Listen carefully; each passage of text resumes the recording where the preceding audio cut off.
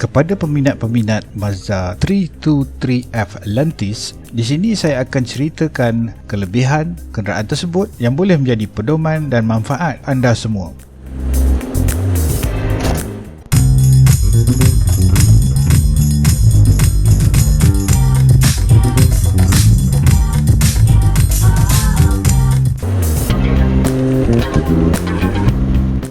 Assalamualaikum dan salam sejahtera kepada semua subscriber dan penonton-penonton Tinkerman Joe. Saya harapkan dan doakan semoga anda semua berada dalam keadaan sihat sentiasa. Tanpa berlengah lagi, kita terus kepada topik 5 kelebihan Mazda 323F Lantis.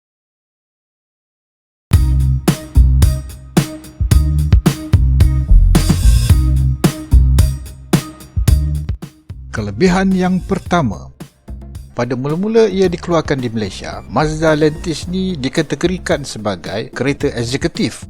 Ada dua model yang ditawarkan pada masa itu, 1.6 dan 1.8. 1.6 harganya pada masa itu dalam RM90,000 lebih dan model 1.8 harga dia RM120,000 lebih. Lebih kurang harga kereta sekarang lah.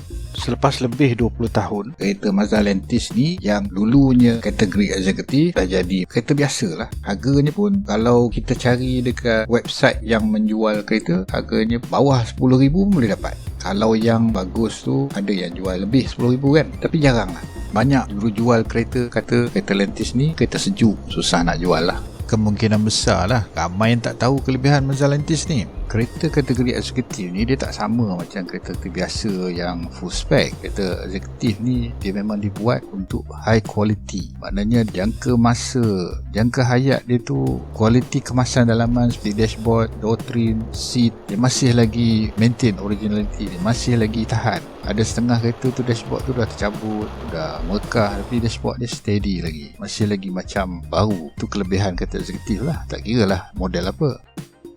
Dan Mazda Lantis adalah salah satu kereta yang kemasan dalaman kekal, cantik. Bagi kategori kereta 20 tahun lebih tu dah tua lah. Walaupun dah tua, masih lagi terasa solid, macam tak worn out, tak ada rundown lah. Condition dia tak rundown lagi. Macam kata orang Gelomboyu lah kan. Orang Gelomboyu pandai speaking, jangan main.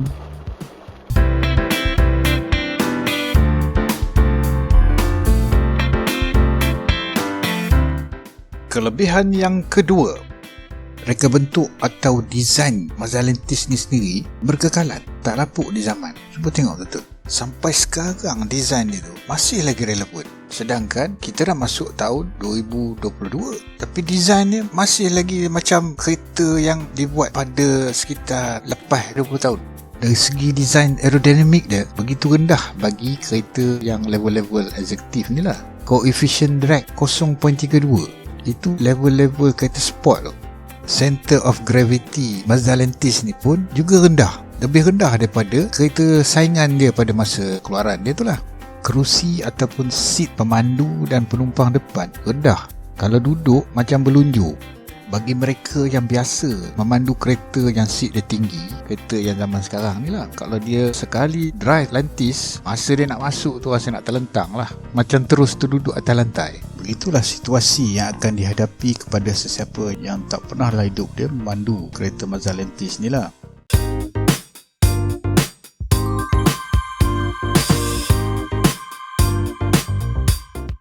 Kelebihan yang ketiga, berkongsi alat ganti yang sama dengan model-model yang sama jenis dengan Mazda dan Ford dan juga Kia.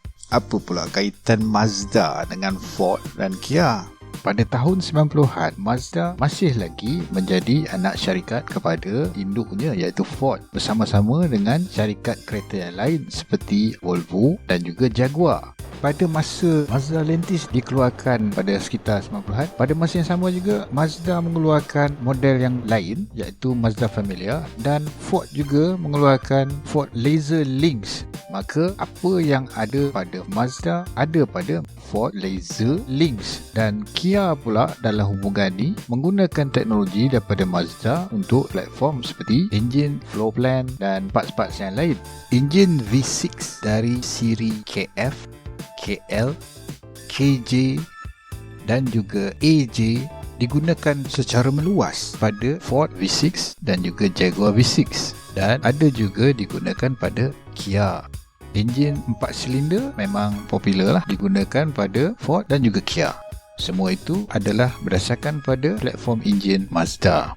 Bagi enjin Ford yang menggunakan 5 silinder adalah berdasarkan pada platform enjin syarikat Volvo. Enjin tu berada pada kereta Ford yang berprestasi tinggi seperti Ford Focus RS.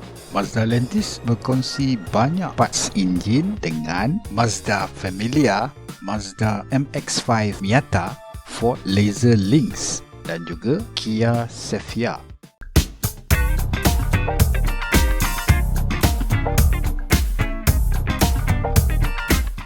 Kelebihan yang keempat, pengendalian dan pemanduan yang lincah. Sistem suspensi yang unik pada Mazda Lantis adalah penyumbang utama kepada kecekapan kereta tersebut mengambil selekuh, tak kira selekuh biasa atau selekuh tajam. Kekuatan pada sistem suspensi Mazda Lantis ini terletak pada huruf S, iaitu sway bar atau bahasa lainnya anti-roll bar. Desain sistem suspensi di bahagian belakang Mazda Lantis menggunakan sistem suspensi multi-link.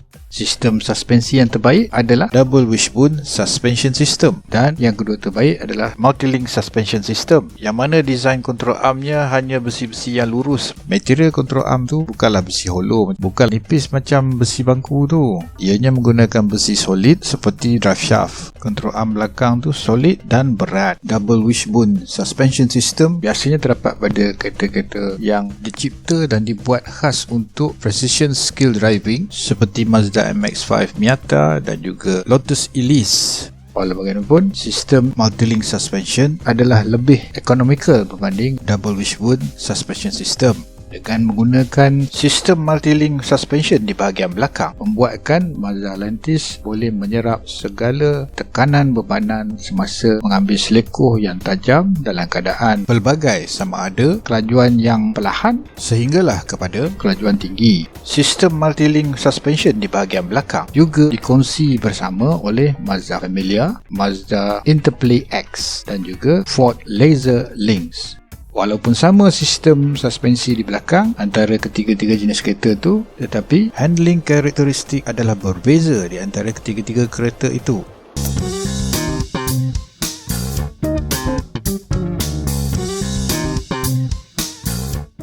Kelebihan yang kelima, Mazda Speed Performance. Jenama Mazda Speed tidak dapat dipisahkan daripada syarikat Mazda Motor Corporation. Ia adalah anak syarikat Mazda yang mengkhususkan kepada alat ganti performance ataupun kejuruteraan otomotif berlandaskan prestasi tinggi. Alat ganti Mazda Speed Performance banyak terdapat pada kereta Mazda JDM atau Japanese Domestic Market. Kereta-kereta Mazda yang dilengkapi dengan peralatan performance daripada Mazda Speed adalah sesuatu yang sangat-sangat rare jika kita dapat jumpainya di luar daripada Jepun. Mazda Lantis ada edisi khas Mazda Speed. Kita boleh lihat imej Mazda Speed pada Mazda Lantis menerusi spoiler besar macam ikan paus kat belakang tu, kemudian side skirt di kiri kanan dan skirt di depan, dan juga ada exhaust muffler di belakang, yang mana exhaust muffler itu adalah performance part yang rare dan sangat dicari oleh peminat-peminat Lantis. Peralatan Mazda Speed pada Mazda Lantis lebih ditumpukan kepada handling atau pengendalian dan kurang kepada performance enjin. Alat ganti enjin Mazda Speed yang paling terkenal adalah high cam ataupun camshaft berprofil tinggi untuk kegunaan harian dan track day, tetapi bukanlah racing cam sepenuhnya. Camshaft tersebut hanya terdapat pada kereta keluaran khas Mazda Speed sahaja atau special edition sahaja di luar pasaran Jepun, iaitu Mazda Speed MX-5 Miata NA dan Turbo dan juga Mazda Speed 323 Protege SP20 atau Sport 20 juga NA dan Turbo. Kenderaan Mazda Speed Special Edition ni banyak dipasarkan kepada negara-negara yang memberi sambutan yang menggalakkan pada Mazda seperti Australia, Amerika, Europe dan juga di kepulauan-kepulauan Pasifik. Malaysia kurang sambutan. malangnya. Sebabnya pengedar tunggal kat Malaysia tu sengal. Di Malaysia ada di kalangan usahawan fiberglass yang membuat kopi ataupun salinan daripada yang asli. Kita boleh dapat salinan spoiler Mazda Speed dan juga skirting kiri kanan, bumper depan dan belakang, tapi tak ada exhaust muffler lah. Ada di kalangan pemilik Mazda Lantis yang menggunakan spoiler besar tu dan memanggilnya sebagai tiang gol. Ada juga yang memanggilnya sebagai sayap malam dan juga ada yang memanggilnya sayap anak gajah. Lebih memedihkan lagi hati pemilik-pemilik Mazda Lantis yang ada spoiler besar ni ialah isteri mereka dan anak-anak mereka menyalahgunakan spoiler besar tu untuk menyidai kasut dan pakaian. Alamak. Oh, geram dia orang. Itu Dan tak dapat nak nolongnya lah. Ayah. Spoiler besar Mazda Speed pada Mazda Lantis ni ada dia punya sukatan tertentu yang membantu dari segi handling dan downforce Mazda Lantis. Jika tak betul, tak ada maknanya kalau kita pakai yang kopi tu. Spoiler besar Mazda Speed untuk Mazda Lantis hanya dapat dirasai keberkesanannya pada kelajuan melebihi 140 km sejam sahaja. Di bawah daripada kelajuan 140 km sejam, hanya kita rasa berat saja di belakang.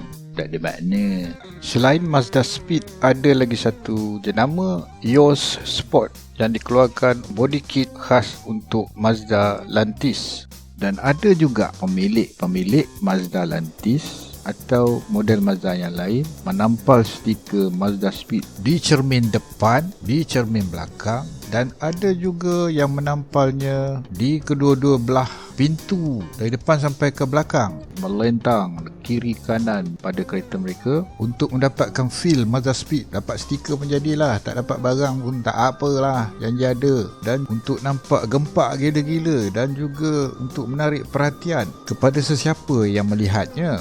Mungkin dengan menambah stiker besar Mazda Speed tu akan menambah lagi horsepower. Kemungkinan macam tu kot, teori diorang macam tu kot. Itu imajinasi teori ancaman kot. Entahlah. Kau merasa sebab apa gamaknya?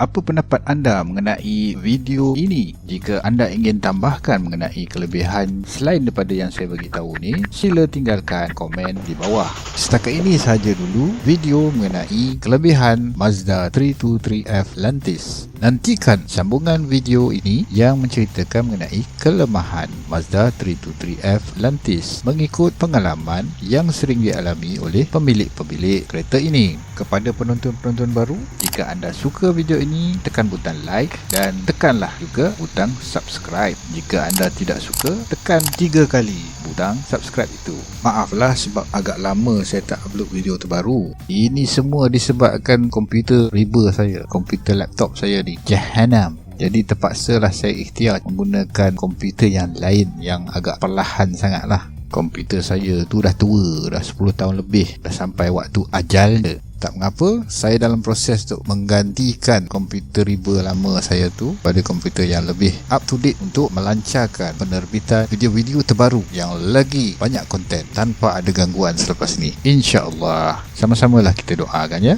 Okey, sehingga kita berjumpa di video yang akan datang. Salam sejahtera, selamat puasa. Assalamualaikum.